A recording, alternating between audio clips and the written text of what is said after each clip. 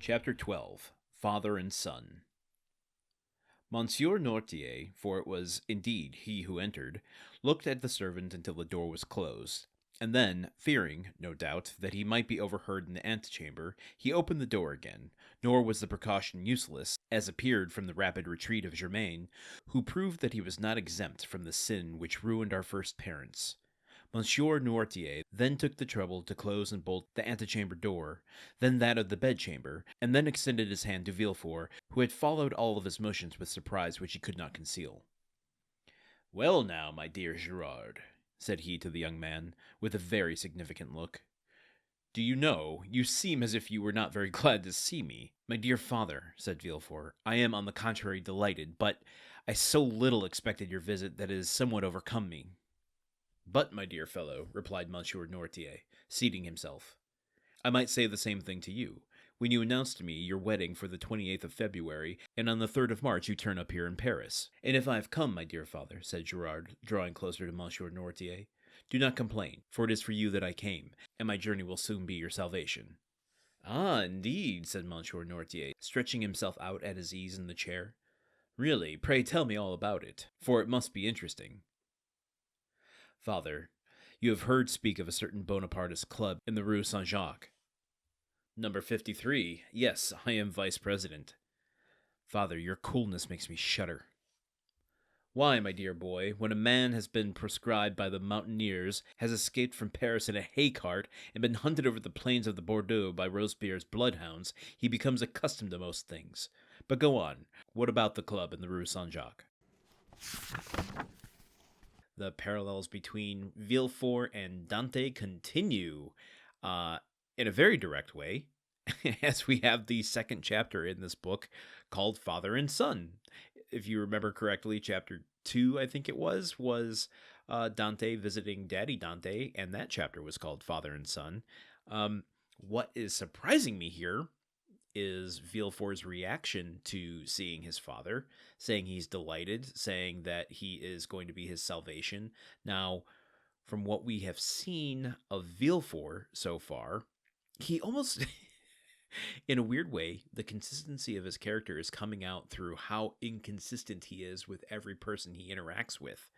Let's see, we had him at his wedding, and he acted one way with Renee, and another way with Renee's parents, the Marquis and the Marquise. Remember, Renee is pleading for mercy, and he's saying, "Oh yes, I'll give all the mercy in the world for you." But then the Marquis and the Marquise are interested in, they have kind of a bloodlust for the trial, and he's like, "Don't worry about it. I'm the most ruthless litigator you've ever seen." Then he goes to see Dante, and even with Dante, he acts as two different people within that same scene. On one hand, he is very affable, but then once he realizes he has the letter to Noirtier, he turns on him immediately. We see a different kind of person in that brief exchange with Mercedes, where his guilt starts to come out. We see a lot of different people when he's meeting with the king and Dandre and Blaka. So what are we to take of his reaction to seeing his father here? Is he actually delighted, or is he concealing his true feelings? Which is an interesting juxtaposition to what you would normally get in a narrative.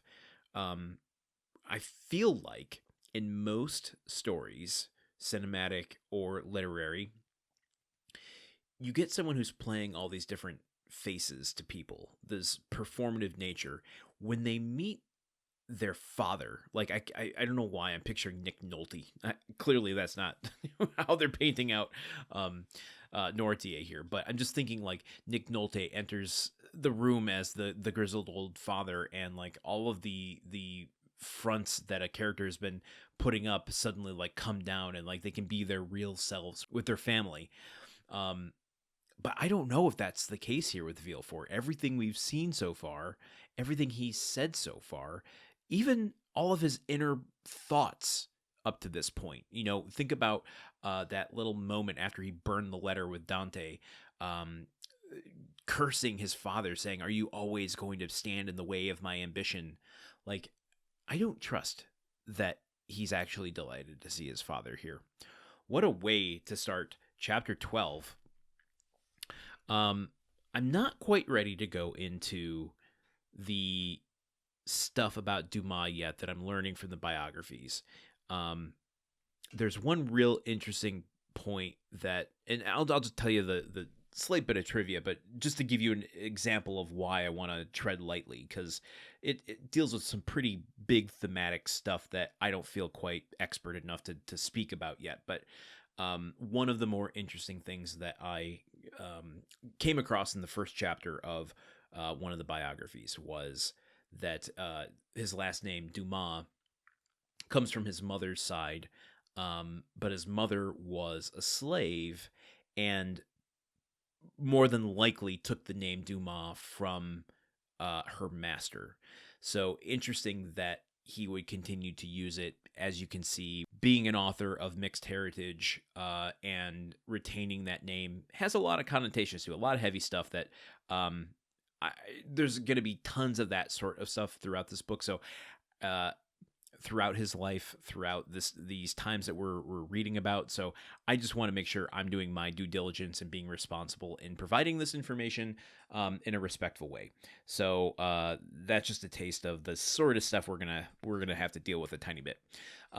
Okay, well, what a way to start chapter 12. Should we just continue on through this somewhat short chapter as we keep going here on the Count of Monte Cristo? I think we should.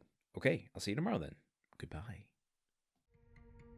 The Countdown of Monte Cristo is part of the Gruntwork Podcast Network. This show is produced, edited, and hosted by Landon Solano. The original text of The Count of Monte Cristo by Alexander Dumas. Theme song by Magic Solo. If you want to support the show and others like it, visit patreon.com/gruntworkpod. Thank you for listening. See you tomorrow.